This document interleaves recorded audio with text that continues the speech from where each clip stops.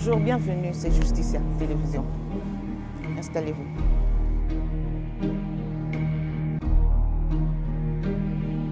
Bonjour, bienvenue, c'est Justicia Télévision. Installez-vous.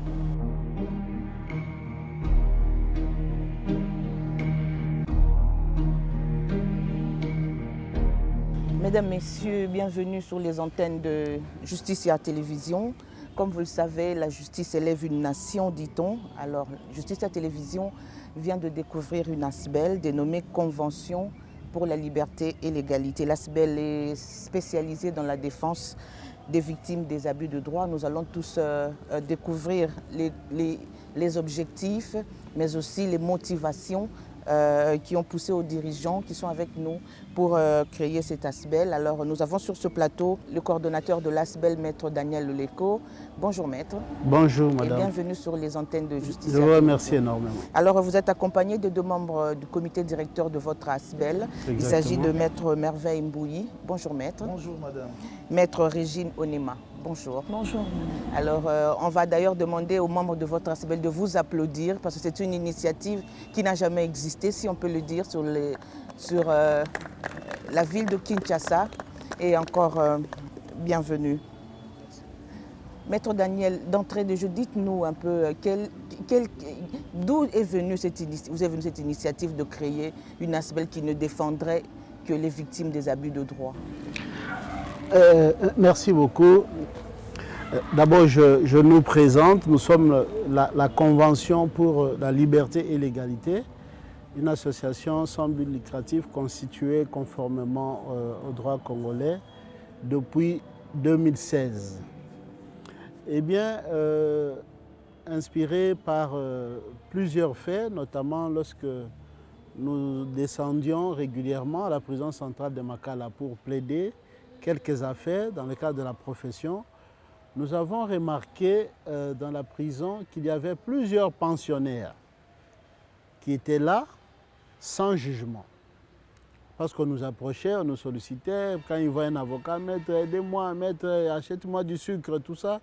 Et puis quand vous vous approchez pour comprendre un peu, vous vous rendez compte qu'il y a plusieurs situations irrégulières, mais une situation qui revenait souvent, qui a attiré notre attention, c'est qu'il y a plusieurs prévenus sans jugement. On a rencontré des gens qui ont fait 5 ans, 3 ans, 36 mois, 24 mois, 12 mois, 6 mois, sans être jugés. Et c'est cette situation qui a attiré notre attention. Mais comment des gens peuvent croupir en détention sans jugement, alors que notre Constitution, en son article 19, alinéa 2, consacre le droit pour toute personne à ce que sa cause soit entendue dans un délai raisonnable par un juge compétent. Nous avons trouvé donc qu'il y avait la possibilité d'agir pour donner corps à cette disposition constitutionnelle, un droit fondamental qui figure parmi les garanties procédurales de notre Constitution. Lorsqu'on a cherché, on a sondé davantage pour comprendre quelle est la raison principale qui faisait que les personnes ne soient pas jugées, nous nous sommes rendus compte que c'est une petite formalité d'ordre procédural. Lorsque l'affaire est fixée devant le juge est soumis au principe du contradictoire. Il doit entendre toutes les parties en présence. Et là, dans un procès pénal, il y a le ministère public qui mène l'action, qui apporte les éléments des preuves, l'accusation qui apporte des éléments au juge. Mais il y a aussi le prévenu qui bénéficie, lui, de la présomption d'innocence. C'est-à-dire, il n'est même pas tenu de prouver son innocence. Le juge voudrait, en un moment donné, lorsque le prévenu fait ses dépositions, sa déclaration, le juge voudrait confronter la déclaration du prévenu à la déclaration de la victime.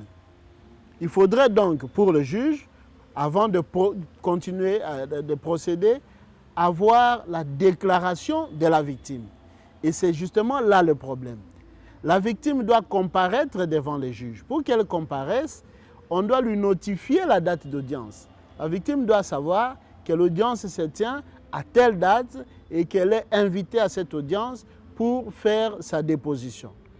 Maintenant, le problème c'est quoi? C'est le greffier. Ça, c'est parmi les problèmes que nous allons évoquer au cours de l'émission.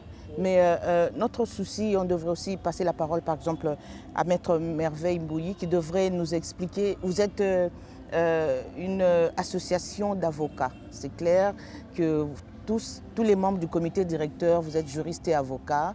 Mais est-ce que cela ne va pas à l'encontre de votre propre déontologie, parce que les avocats ne font pas du sacerdoce. Mais là, vous voulez commencer à aider les victimes des abus de droit qui pour la plupart, n'ont pas les moyens.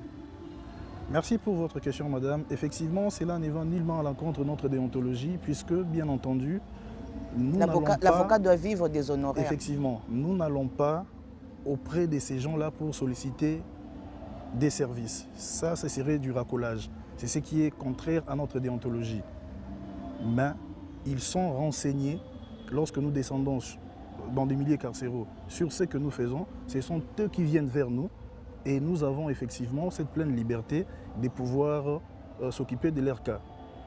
C'est dans cette optique-là que nous faisons les choses. Ce n'est pas dans le sens d'aller vers eux pour solliciter nos services et puis plaider gratuitement pour leur cause. C'est la nuance qu'il faille apporter. Le coordonnateur voulait compléter quelque chose? Si vous me permettez, vous ne m'avez même pas permis de présenter en entier le projet, mais nous sommes dans le cadre encore de l'exercice d'une liberté constitutionnelle, la liberté associative. Donc, en tant qu'avocat, on exerce la profession, on est dans un cabinet, mais ici, nous exerçons la liberté d'association. Et c'est au sein de la Convention pour la liberté et l'égalité, qui est une ASBEL constituée conformément au droit congolais, comme je l'ai dit tantôt, que nous accomplissons ces tâches. Donc il faudrait ici qu'il y ait une nette distinction entre l'exercice de la profession dans un cabinet et ici nous œuvrons dans le cadre de l'objet d'une association sans but lucratif. Maître... Si vous me permettez, je vais présenter le projet parce que nous avons besoin que l'opinion comprenne ce que nous voulons, ce que nous faisons. Parce que lorsque on le fait, parfois on n'est pas compris. C'est pourquoi nous avons pensé que votre plateau permettrait à ce que l'opinion comprenne ce que c'est que notre projet. Allez-y. Voilà. Alors, j'étais en train de dire que nous trouvons que beaucoup de gens passent des années, 2 mois sans jugement. Alors, nous nous sommes dit, on peut intervenir pour permettre à ces gens d'être jugés. Donc, à l'origine, notre objectif, ce n'est ni l'acquittement, ni la condamnation. Notre objectif, c'est que la personne soit jugée et qu'elle jouisse de son droit constitutionnel d'être entendue par un juge dans un délai raisonnable. C'est ça l'objet de notre démarche. Et donc, nous avons qualifié ces gens-là, nous, dans notre entendement. Nous sortons de la linguistique juridique procédurale formelle qui dit qu'il y a d'une part un prévenu, il y a le juge, il y a l'accusation, ministère public et il y a la victime qui peut ou n'est pas se constituer partie civile. Nous sortons de cette terminologie procédurale formelle. Nous, ASBEL Clé, nous considérons ces gens-là qui ont le statut formel dans le cadre de la procédure pénale de notre pays, de prévenus, nous les considérons comme étant des victimes. Victimes pourquoi? Parce qu'il y a un obstacle dans la procédure qui les empêche de jouir d'un droit constitutionnel. J'aimerais quand même sur ça poser une question à Maître Régine avant de revenir vers vous. Comment vous faites la sélection des personnes qui bénéficient de vos services? Merci Madame pour la parole. Premièrement, nous nous présentons dans des milieux carcéraux. Seulement à Kinshasa, pour l'instant? Bon, pour l'instant, nous sommes encore à Kinshasa. Nous nous présentons dans des milieux carcéraux et puis à partir de là, nous présentons notre projet, comme le coordonnateur vient de le dire. Et les détenus qui seront intéressés de notre projet, ils viennent vers nous pour solliciter nos services. Donc, c'est-à-dire, il y a il y a audience souvent à la prison centrale de Makala. Quand nous sommes là, après on nous a sollicité des services, nous comparissons et nous renvoyons à une date selon notre disponibilité. Et par là, pour régulariser à une date, nous mettons nos moyens financiers pour régulariser la procédure à l'égard de la victime. Et après, si à la prochaine audience, on peut plaider pour que la victime indigente du procès ait un jugement. Maître Régine venait de dire tout à l'heure que vous mettez en jeu, vous financez vous-même. Est-ce que vous n'avez pas peur un jour de vous retrouver à court de moyens justement pour soutenir ce genre d'action? Merci bien madame. Avant de répondre à cette question, si je pourrais renchérir sur ce que mon confrère vient de dire tout à l'heure. Effectivement, la sélection que nous faisons est basée sur un certain nombre de critériums que nous avons définis nous-mêmes. Nous avons opté pour 5 critères qui définissent effectivement cette sélection-là. Le premier des critères, c'est que le prévenu doit être en détention. Cela exclut bien évidemment le prévenu qui comparaît en liberté.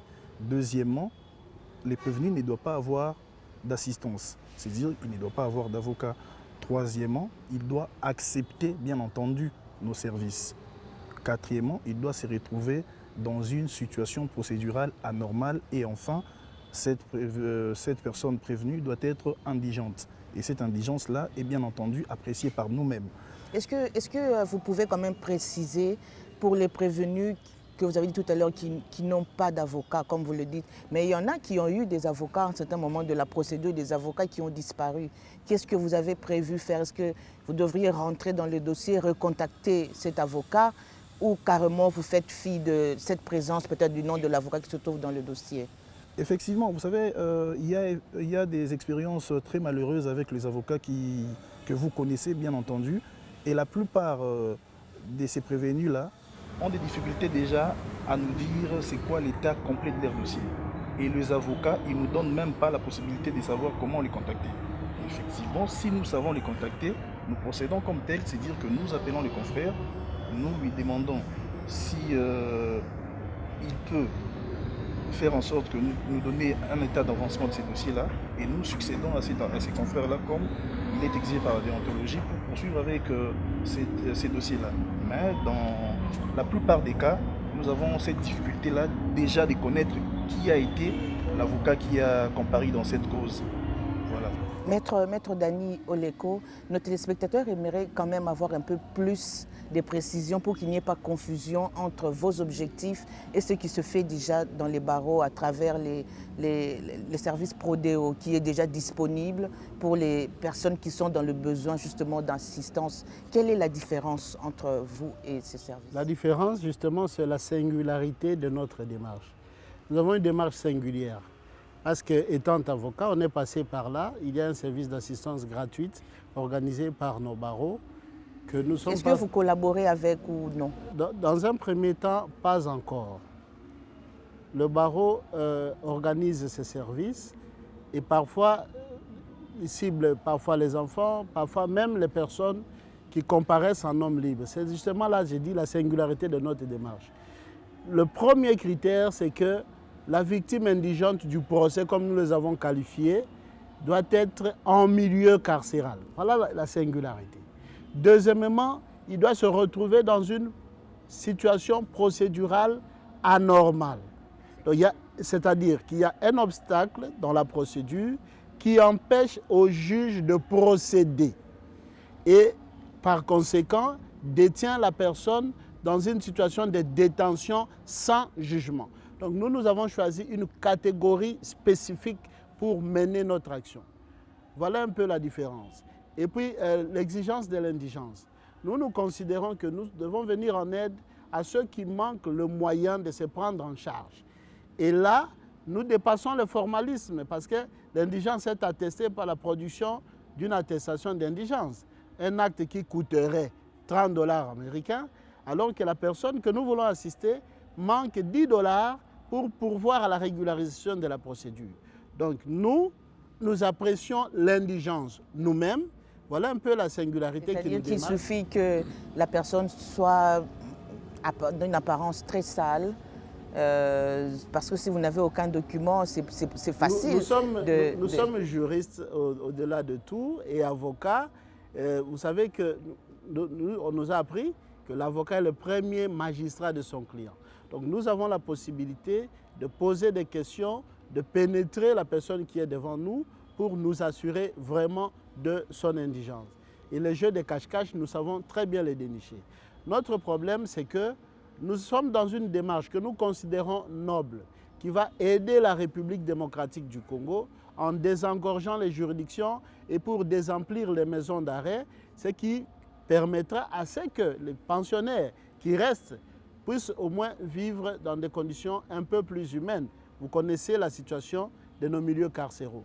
Vous savez peut-être que la prison centrale de Makala comporte 50% des pensionnaires sans jugement.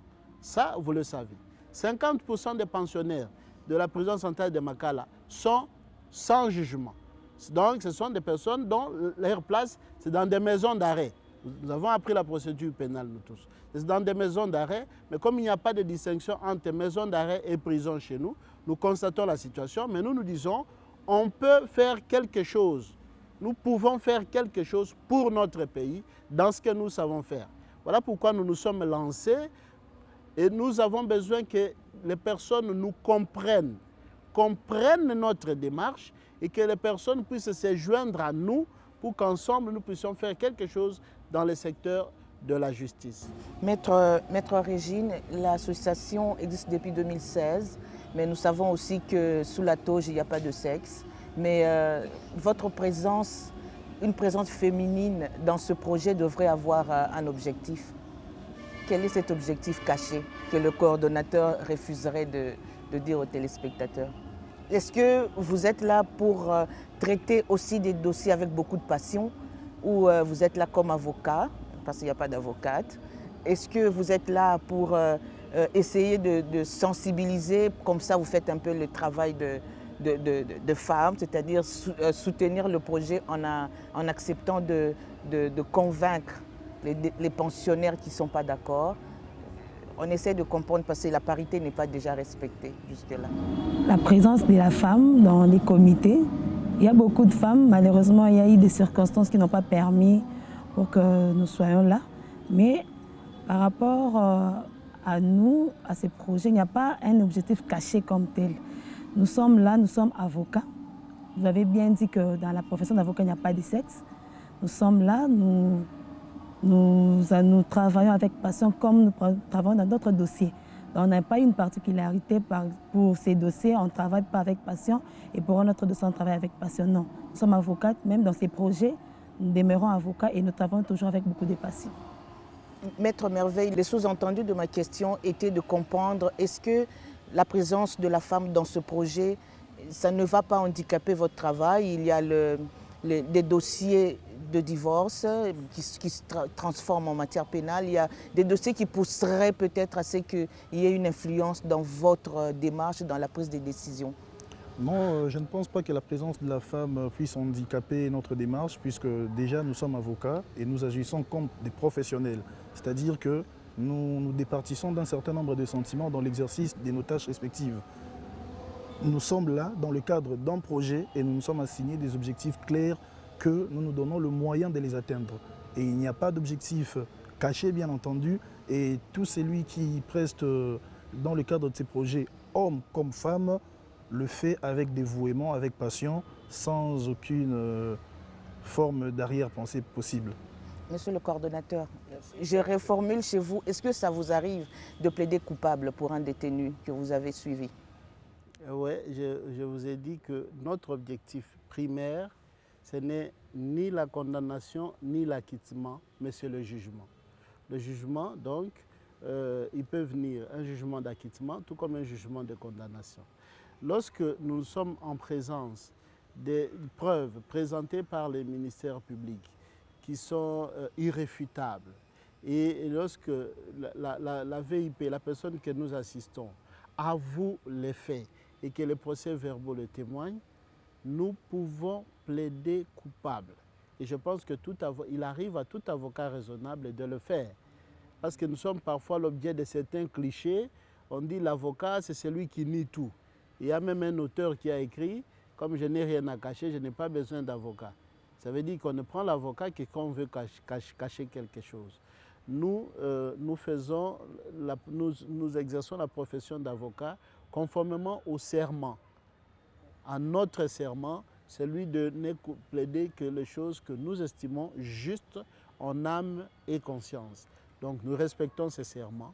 Et je voudrais vous rassurer, Madame Nathalie, que nous avons beaucoup de femmes au sein de l'association. Nous avons beaucoup d'avocats au sein d'avocats de sexe féminin dans notre association. Et c'est peut-être les circonstances climatiques qui ont fait en sorte, et puis la journée de dimanche avec les différentes responsabilités dans des milieux ecclésiastiques, qui a fait qu'on n'ait que Maître Régine Onema. Mais sinon... C'est une présence que nous soutenons, hein. Nous allons vous applaudir. Merci d'être là. Monsieur le coordonnateur, je rebondis sur vous avant de passer la parole aux membres du comité. Vous êtes aussi un avocat de carrière, de profession. Et vous êtes informé, vous êtes d'ailleurs habitué avec tout ce qu'il y a comme langage ces jours sur les mots qui gangrènent la magistrature, notamment la corruption. Comment vous faites pour contourner cette réalité qui pour l'instant est en cours? Les efforts sont faits effectivement pour qu'il y ait moins de corruption, mais ça arrive. Et vous faites du prodéo, vous aidez les gens gracieusement. Alors comment vous faites? Merci pour la question, une question très importante et très intéressante. Le mal, il est là, il existe. Nous ne pouvons pas fermer les yeux parce qu'on dit qu'il n'y a pas de pire aveugle que celui qui refuse de voir.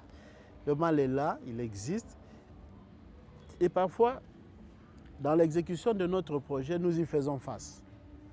Nous faisons face à la main tendue, indirecte des juges. Nous ne pouvons pas l'affirmer avec certitude. Parce qu'il y a des gens qui viennent dire, les juges ont dit, les juges Babi Bozoyate, les juges Babi Bozoyate. Et parfois, lorsque les avocats de l'association se présentent au prétoire, vous voyez parfois le dénigrement, le mépris des juges. Ils ont toujours beaucoup de dossiers et tout ça, ils ont beaucoup de dossiers et tout ça. Et on vous dit, vous, nous faisons face à ça. Mais nous disons, nous sommes dans une démarche juste. Nous visons à remettre les choses sur les rails. Nous ne pouvons que appliquer les principes de justice. Donc, lorsqu'il y a une main tendue de corruption, nous la rejetons. Et nous la rejetterons toujours, même si parfois... Est-ce qu'à côté de ça, vous faites une autre procédure contre le magistrat qui vous aurait demandé ou fait une telle sollicitation? Le problème, c'est qu'il nous faudrait des éléments probants. Parce qu'il ne suffit pas d'amener une action devant le Conseil supérieur de la magistrature. Il faudrait avoir des preuves irréfutables. Et généralement, des simples sollicitations verbales, vous ne savez pas les prouver, vous ne savez pas les tracer. Parce qu'on peut toujours aller dans des dénégations. Mais je vous assure, madame, nous visons un idéal juste. Nous nous battrons. Il y a même des condamnations fantaisistes. Vous dites vous-même, c'est parce que vous avez rejeté la main tendue de la corruption et on condamne quelqu'un comme ça de manière fantaisiste.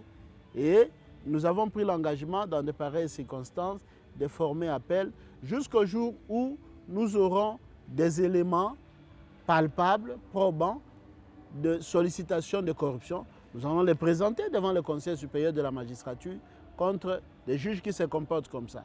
Mais nous notons aussi qu'il y a des juges qui font le travail correctement.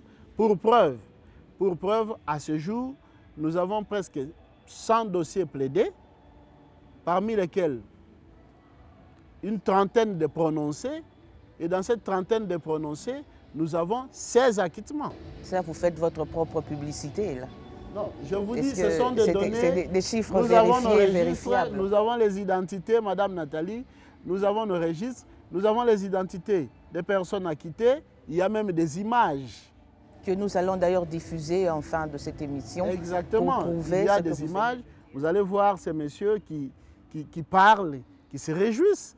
Et il y a les numéros de dossiers, il y a des données vérifiables, on peut passer dans les différents greffes. Il y a même des adresses, il y a même les photos dans nos registres. Ces gens nous permettent de les prendre en photo. Nous prenons ces photos, nous les mettons dans nos registres. Donc le jour où vous aurez le temps de visiter notre bureau, vous allez trouver qu'il y a des registres, il y a les numéros, il y a le nom de la prévention, l'avocat qui a mené la procédure, la date d'entrée, les services rendus par l'association, les objectifs attendus, les objectifs atteints, et il y a l'identité et toutes les observations. Maître Merveille, au-delà de ce problème, il y a la lenteur dans le prononcé des décisions judiciaires. Vous pouvez effectivement suivre le dossier, plaider, l'affaire est prise en délibéré et le juge prend son temps pour rendre, pour plusieurs raisons que vous connaissez. Qu'est-ce que vous faites? Effectivement, merci madame. C'est une des difficultés que nous rencontrons bien entendu. Toujours dans cette ligne-là de la main tendue indirecte des juges, des fois, ils se montrent assez revanchards dans la durée des prononcés des affaires, puisque, comme vous le savez très bien, autant il est vrai que chaque détenu a droit à ce que sa cause puisse être entendue dans un délai raisonnable, autant il est aussi vrai que une décision de justice doit être prononcée dans un délai qui est bien organisé par la loi. Mais comment vous expliquez que depuis 2016, nous sommes en 2023, vous n'avez que 30 dossiers traités jusque-là? Non, c'est l'association qui a vu le jour en 2016. Mais les activités? Voilà, les activités liées à ces projets ont démarré il y a à peine 3 mois. Ok, voilà. Et le 3 mois, il faut voir, puisque nous procédons de la manière suivante. Nous descendons dans la maison d'arrêt. Les gens qui sont intéressés par nos services viennent vers nous, nous les enregistrons et nous renvoyons en comparaison pour ces victimes-là leur dossier à certaines dates au regard de nos disponibilités. Et vous savez, on peut renvoyer à 2 semaines, à 3 semaines. Effectivement, voilà pourquoi jusque-là, nous avons, et c'est quand même un chiffre impressionnant, 100 dossiers déjà plaidés et les autres sont en cours. Et par rapport à cette question relative à la lenteur des prononcés de certaines décisions. Déjà, c'est un motif de cassation, comme vous le savez bien. Mais au fur et à mesure que nous procéderons dans ces projets, nous allons trouver de moyens pour essayer de parer à cette lenteur-là que nous causent certains juges. Okay. Maître Régine, durant le projet, est-ce que vous avez eu un dossier qui vous a vraiment touché, pris à cœur dans tous les dossiers que vous avez traités? Vous pouvez nous en parler en quelques mots, sans citer les concernés. En fait, il y a un prévenu qui a fait 9 mois. Et à chaque audience, on lui disait qu'on renvoie à la huitaine pour régulariser la procédure à l'égard de la victime. Et alors lui, il disait à la week-end, c'est-à-dire il ne comprend même pas les termes juridiques à la huitaine, c'est-à-dire après une semaine. Il ne comprenait pas ça. Et puis, il a fait 9 mois. Aujourd'hui, seulement à la huitaine. Lui, il ne comprenait pas. Il disait seulement à la week-end. Pour un fait qui était si minime qu'on devait aussi peut-être que le ministère public pouvait aussi considérer comme fait bénin. Mais le ministère public a fixé l'affaire et 9 mois, il n'a jamais été jugé. Bon, ce n'est qu'à peine qu'on a commencé avec notre projet qu'on a plaidé son dossier. On attend le prononcé. Monsieur le coordonnateur, est-ce que vous avez pensé étendre votre projet jusqu'aux réparations civiles pour les personnes qui sont vraiment les victimes des abus de droit et ceux qui sont au CPRK? Bon, nous n'entendons pas nous limiter à obtenir le jugement. Nous avons dit d'ailleurs, après qu'il y ait eu des jugements d'acquittement, nous avons encore fait un pas. Nous avons mené des démarches pour la remise en liberté de ces gens. Mais quand vous visualisez les images, vous voyez des gens qui vous disent « Bako bako sunga biso lisusu ». Donc on s'est dit, avec le temps, tant que les moyens nous le permettront, on aura la possibilité d'éviter à ces gens le retour à Makala. Donc, il faudrait des mécanismes d'encadrement. Donc c'est aussi un volet. Nous nous disons encore, lorsque des personnes ont passé le temps, par exemple, il y a quelqu'un qui a fait 9 ans sans jugement, 9 ans.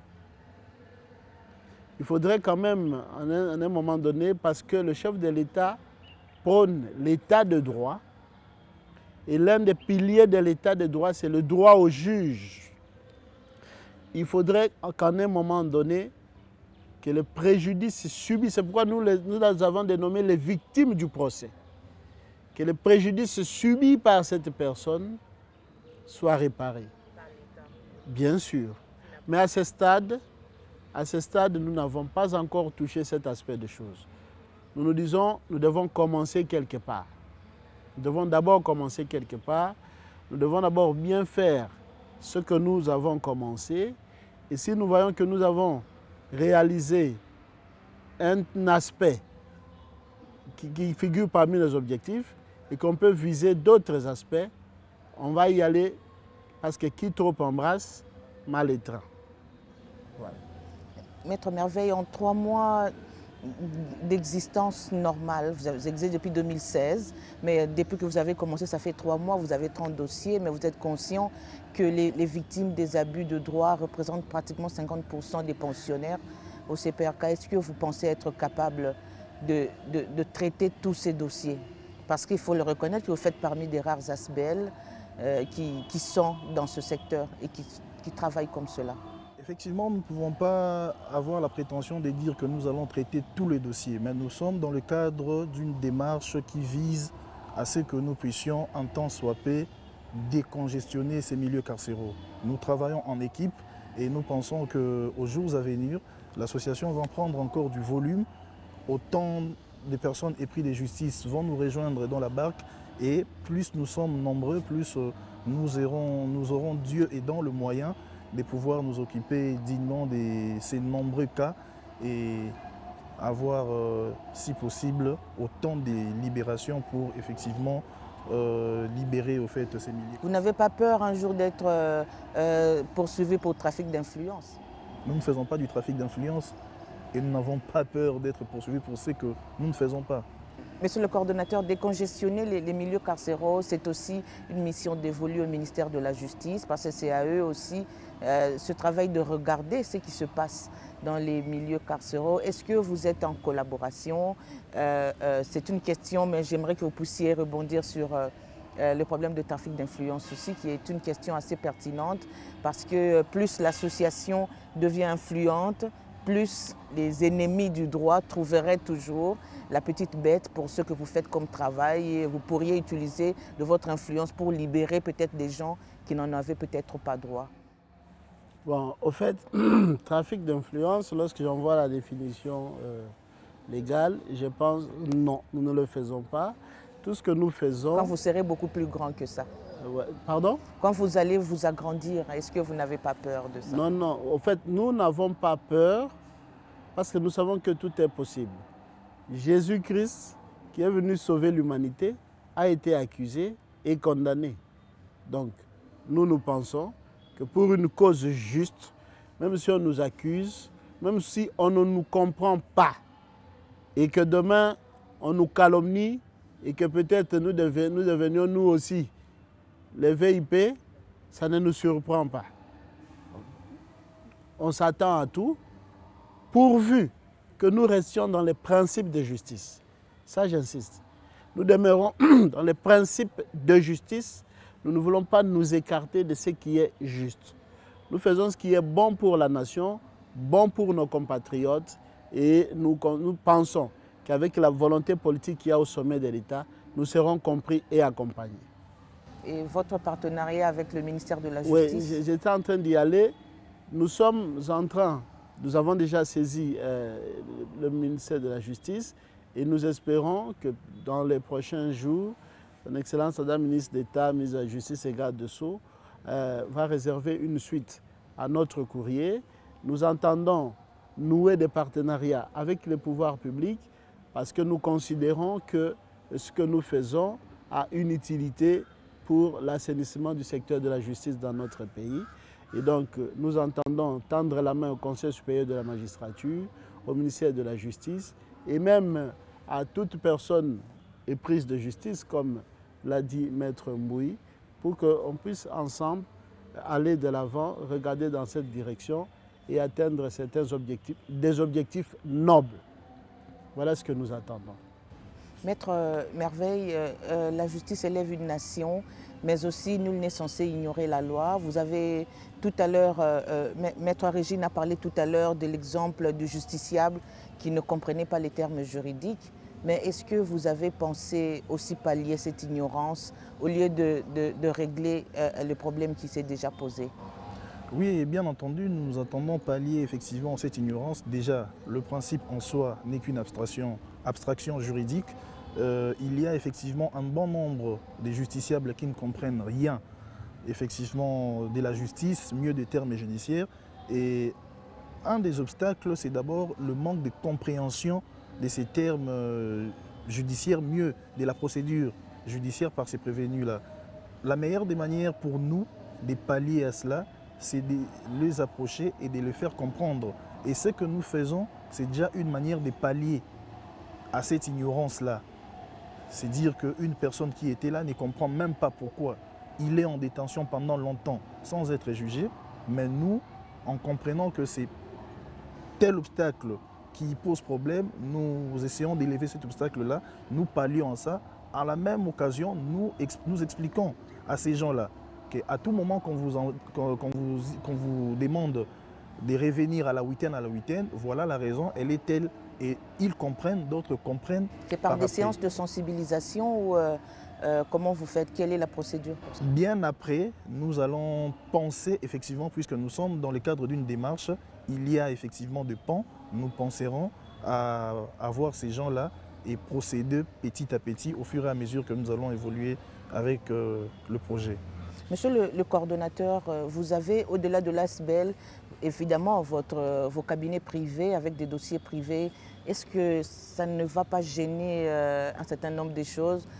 Plus vous avez des dossiers de l'ASBEL, est-ce que vous aurez le temps, tous tels que vous êtes, parce que vous êtes avocat, de vous consacrer aussi aux autres dossiers qui pourraient vous permettre de respecter effectivement votre déontologie? Ça dépend du degré d'engagement et de l'intérêt qu'on accorde. Aujourd'hui, vous êtes prêt donc à abandonner votre travail dans votre cabinet privé pour vous occuper essentiellement de l'ASBEL? Non, je suis prêt à aménager mon calendrier pour que les objectifs soient atteints.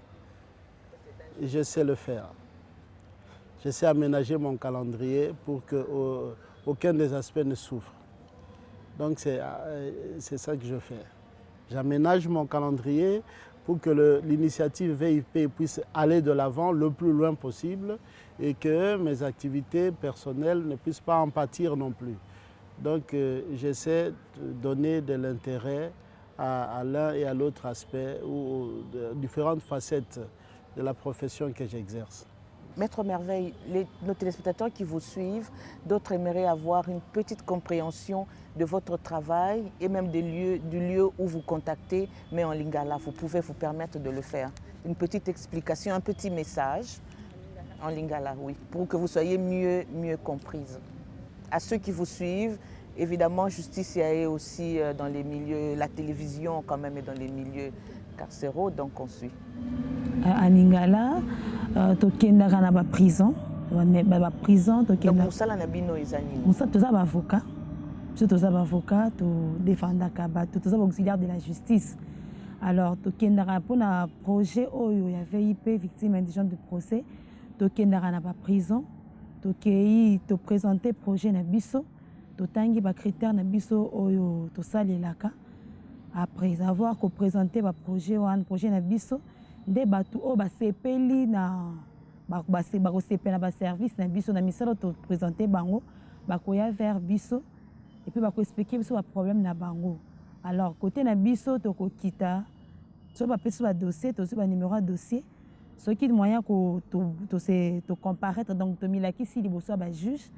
Après wana to renvoyer to tiata délai mo ya une semaine pour na koya lisusu.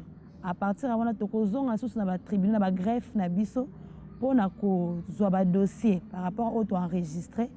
To tangi yango, to tangi ba procès verbaux, ba yokaki bango na la police, na parquet.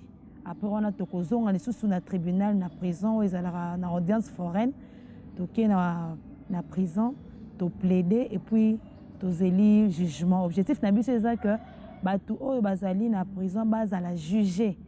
Donc par rapport à makambo basalaki ba obtenir jugement ba sambisa bango, voilà lingala c'est ça. Contact nabino. Contact nabiso tozali la ASBEL la clé toko toza na ba numéro na biso ba téléphone toko pesa na justice ya pona ko besa bato oyo basengeli kocontacte biso à partir ya baprison. Ok. Monsieur le coordonnateur, est-ce que aujourd'hui nos téléspectateurs doivent comprendre que vos objectifs d'abord c'est aller récupérer des dossiers des victimes des abus de justice et les faire fixer? Votre travail s'arrête là ou avancer jusqu'à l'aboutissement du dossier et dans tous les degrés? Notre démarche a pour base l'article 19 alinéa 2 de la Constitution. Toute personne a droit à ce que sa cause soit entendue dans un délai raisonnable par le juge compétent. Nous voulons régler le problème du délai raisonnable. Il y a des gens qui passent un temps très long sans que sa cause soit entendue par le juge. Que dit la loi? Quel est le temps légal? Nos téléspectateurs devraient le comprendre et l'entendre. En matière pénale, pour quelqu'un qui a été arrêté pour un fait bénin?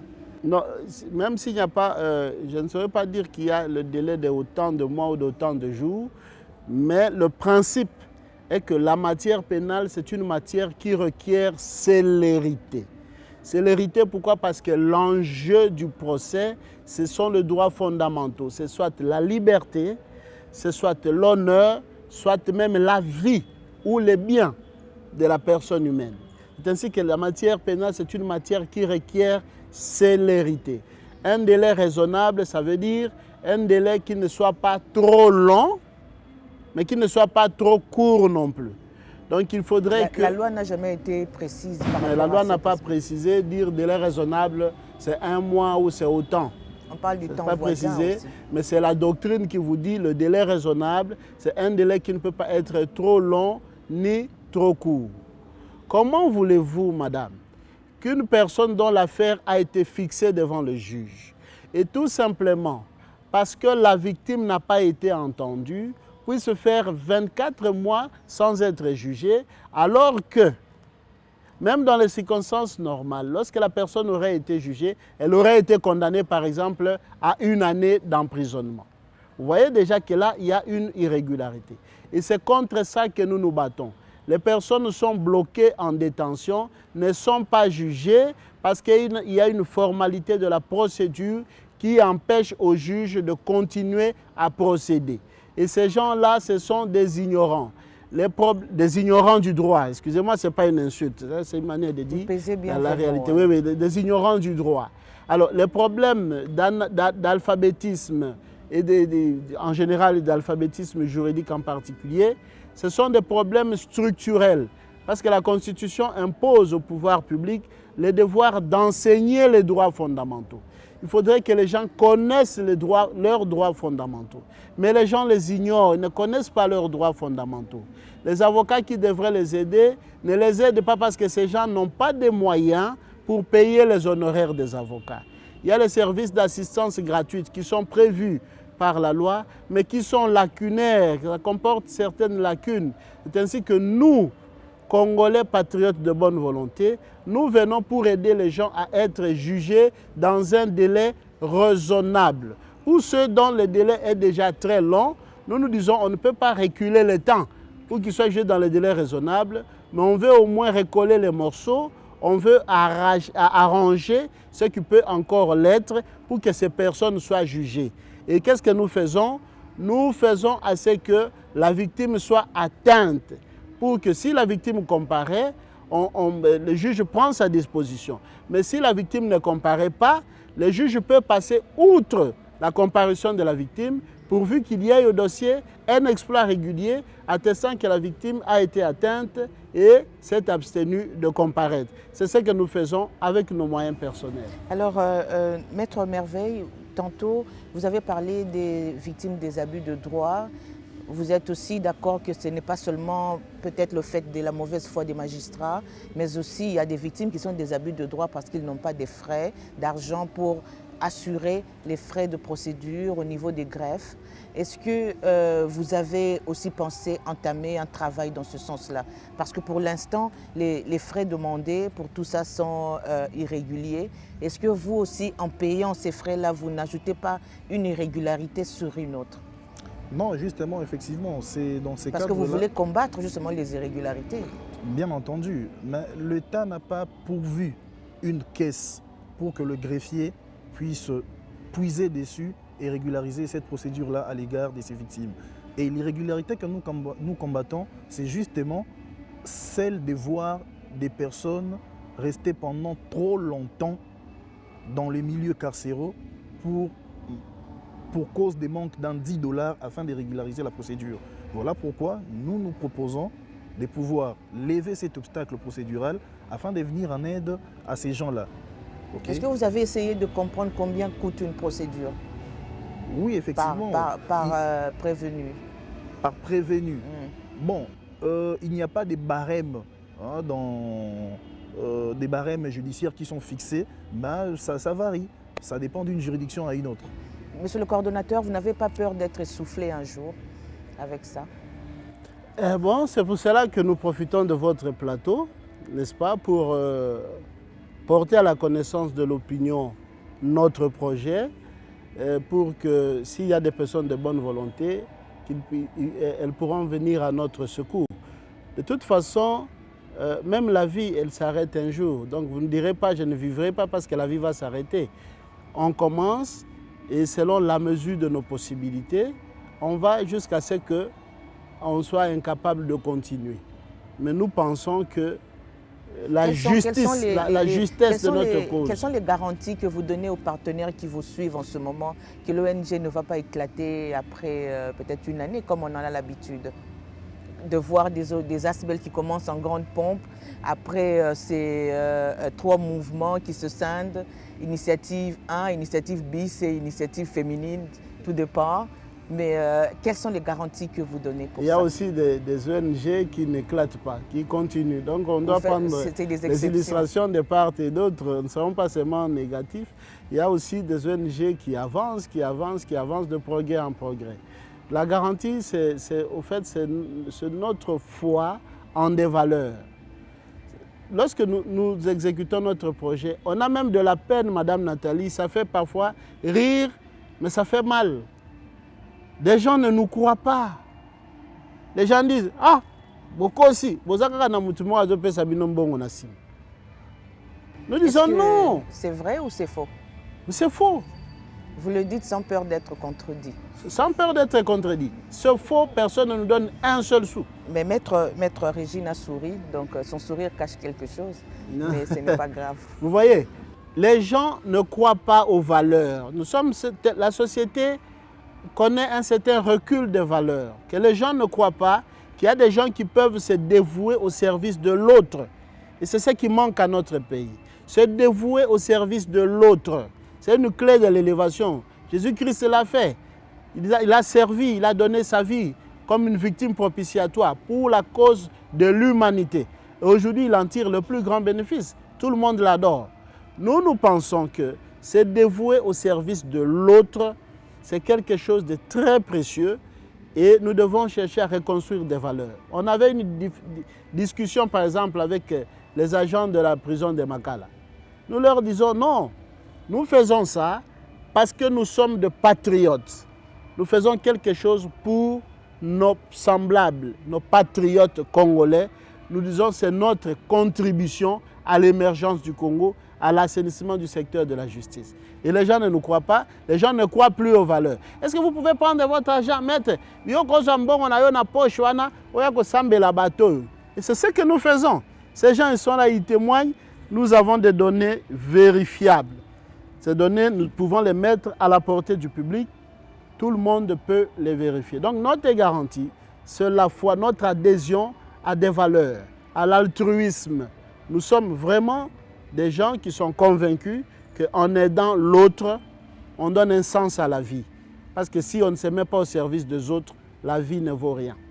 Maître Merveille, même pour des faits bénins, Justicia Télévision a constaté qu'au CPRK, il y a des prisonniers personnels, c'est-à-dire des personnes qui se retrouvent même pour des faits bénins en incarcération par la volonté d'une personne.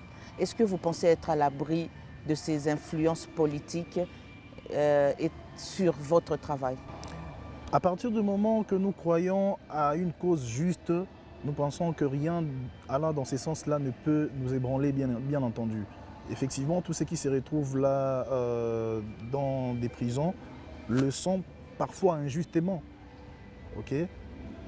Dans la suite que nous réservons à certains dossiers, nous rencontrons effectivement des cas qui touchent au fait de notre sensibilité. Moi, par exemple, j'ai un cas comme ça, mais effectivement, pour répondre à votre question, nous pensons bien entendu être à l'abri de ces influences puisque nous croyons en une cause juste et noble, bien entendu. Et ces influences, si je peux le compléter, ces influences, on ne va pas les exercer sur nous. Parce que nous faisons le travail de défense. Mais on peut vous intimider aussi. Non, moi je défends, ce n'est pas moi, je ne décide pas. Ce n'est pas moi qui décide. Je défends, je présente les moyens de droit, innocentant mon client, dans certains cas, et la décision revient au juge. Donc s'il y a quelqu'un qu'on peut cibler avec des intimidations, c'est peut-être le juge. Et là, le juge doit savoir qu'il doit être indépendant. Indépendant, y compris des intimidations, même de ses propres sentiments, même de son amour propre. Donc nous espérons qu'il y aura l'éclosion de cette nouvelle génération de juges, des avocats, des acteurs de la justice qui croient aux valeurs. La justice élève une nation, comme vous l'avez dit. En tout cas, nous l'espérons et nous pensons qu'avec les efforts qui sont consentis au sommet de l'État, ce jour arrivera. Ce sera le jour de la renaissance du Congo.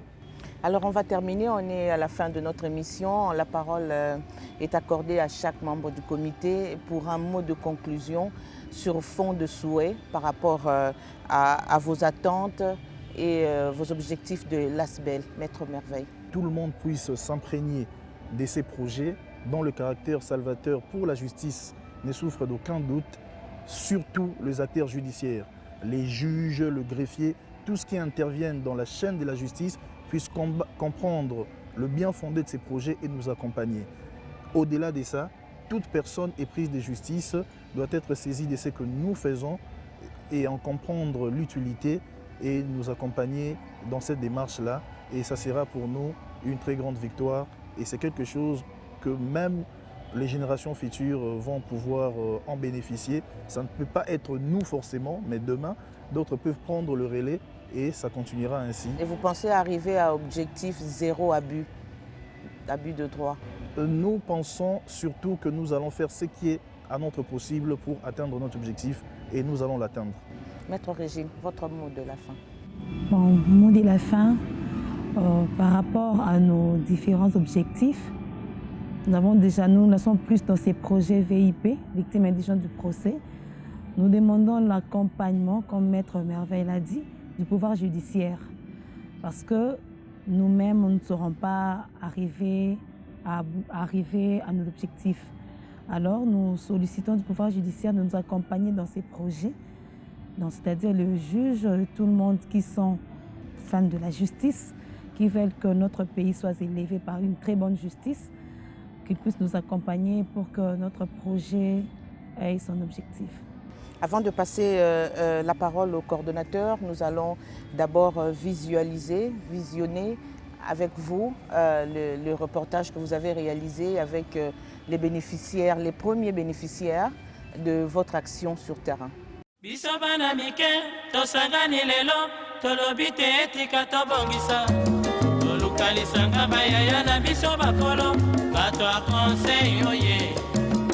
Population ya Congo, jeunesse nationale, basengi lelo po babongisa. Kobongisa Congo ezali nguya ya population, bakonzi bayoka na batoi.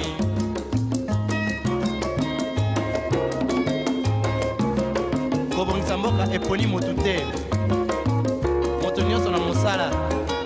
Aha, tolukaki lipanba, tobongisa pe yango.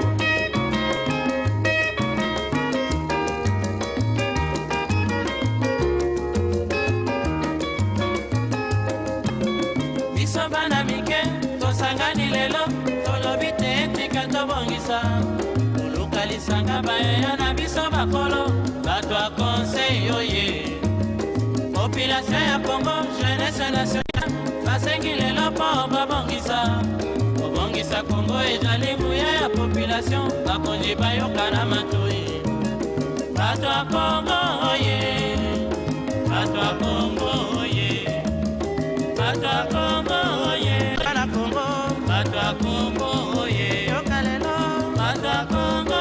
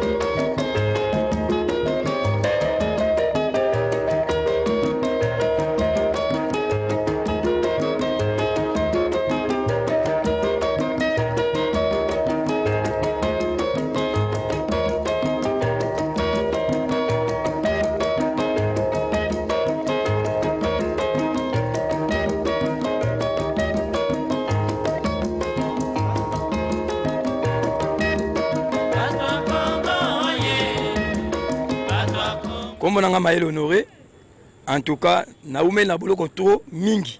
Mais na sepeli na association oyo anaclé, nde elande lingai penza banda na boloko banda na kotaki, na sali soki inane na ndam na sambarate. Mais tant bango ba kotaki, ba kosela nga dossier à viol, mais tant on a kotaki, bango ba melo landela ngai dossier, ba ninga dossier, na lelo nde basungi biso, nde to bimi na kata boloko, to pesi ni un cas, to pesi eloko te. Mais merci l'association na oyo asali pona biso. En tout cas, merci beaucoup.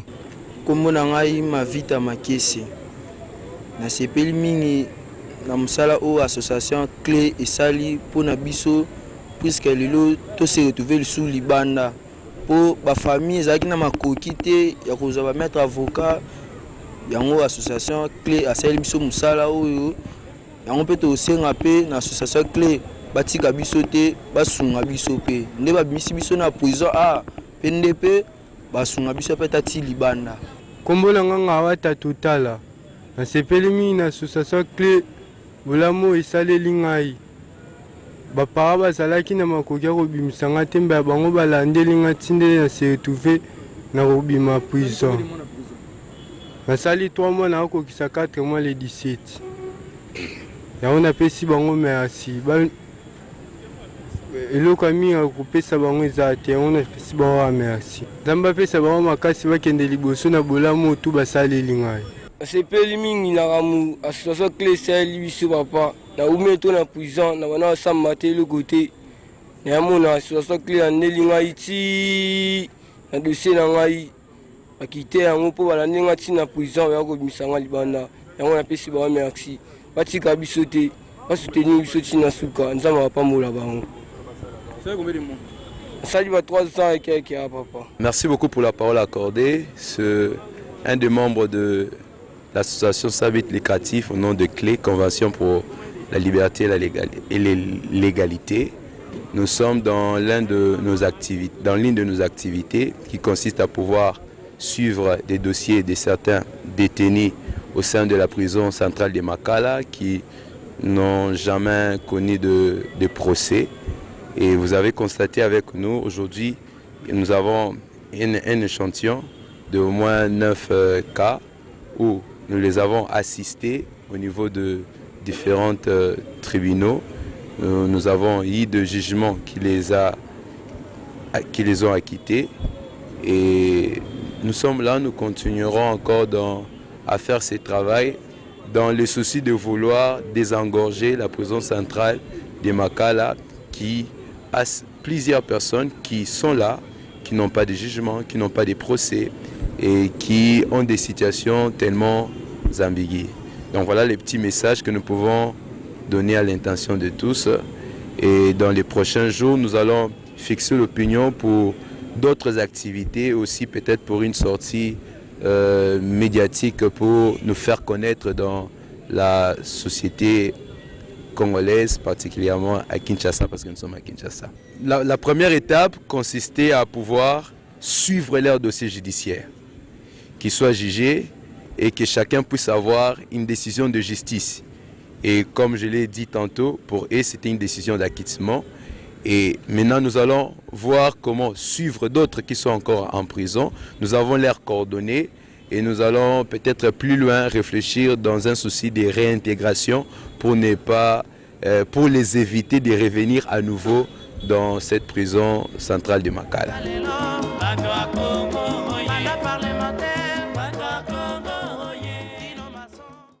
Monsieur le coordonnateur, quel effet ça vous fait quand vous voyez la joie que vous procurez à ces familles après avoir accompli une de vos missions? Ça me comble de bonheur. Vraiment, c'est le bonheur le plus total. Lorsque je vois la joie que reflètent ces gens, ce jeune homme qui a fait 3 ans sans être jugé, et finalement, le juge nous a dit qu'il est innocent. Alors qu'en droit, nous disons, mieux vaut acquitter un coupable que de condamner un innocent.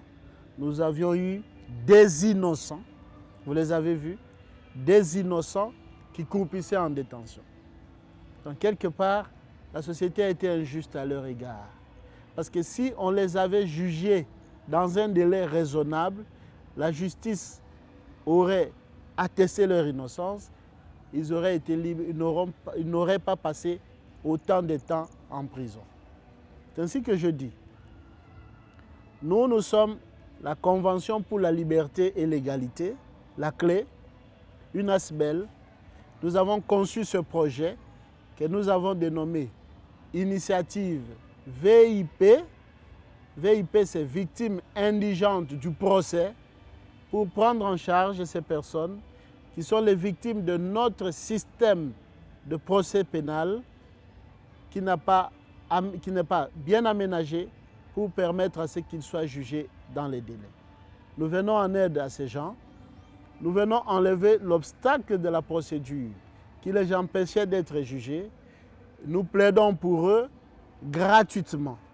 Nous ne demandons rien, vous l'avez entendu. Ils ne nous payent rien. Nous mettons la main dans nos poches et nous faisons tout ce qu'il faut pour qu'ils aient un jugement. À partir du moment où ils ont eu un jugement d'acquittement, parce qu'il y a d'autres jugements de condamnation, ceux qui ont bénéficié d'un jugement d'acquittement, nous les avons encore suivis et nous avons mené toutes les démarches à nos frais jusqu'à ce qu'ils aient recouvré leur liberté. Et vous avez vu la joie dans leur visage. Alors, quel est votre souhait pour la suite? Notre souhait, mon souhait personnellement en tant qu'initiateur, c'est que cette action puisse connaître une expansion. Parce que nous sommes à Makala, d'autres sont à Ndolo. Nous voulons qu'avec le temps, nous puissions étendre notre action sur toute la République démocratique du Congo et qu'il y ait plus possible de bénéficiaires de ces services du projet Initiative VIP et que les personnes qui croupissent injustement en prison soient jugées, acquittées et pour ceux qui peuvent être condamnés, soient condamnés et qu'ils soient fixés sur leur sort. Au lieu qu'on ait des prisons remplies de détenus dont la situation procédurale n'est pas fixée. C'est notre souhait. Nous nous adonnons, nous nous en remettons à Dieu, nous nous en remettons aux personnes de bonne volonté, nous nous en remettons aux instances, au pouvoir public de l'État pour un accompagnement afin que nous puissions, dans la mesure du possible, donner solution à ces problèmes, qui est un véritable problème de notre justice. Maître Dany Oleko, je vous remercie pour toutes ces précisions. Je rappelle à nos téléspectateurs que vous êtes coordonnateur de l'ASBEL Convention pour la liberté et l'égalité. Merci d'avoir accepté de répondre à cette invitation de Justicia Télévision. Merci de nous avoir fait bénéficier de ce plateau pour faire passer ces messages. Merci aussi à tous les membres pour avoir accepté d'accompagner vos coordonnateurs. On espère que vous allez accompagner l'ASBEL dans les difficultés, les meilleurs moments comme les pires moments du fonctionnement. Alors applaudissez pour vous-même, c'est un réel plaisir. Et je précise que vous étiez accompagné de Maître Merveille Mbouyi et Maître Régine Onema qui font partie du comité directeur de l'ASBEL. Et bon vent à vous. Merci. Et bonne suite des programmes sur les antennes de Justicia Télévision.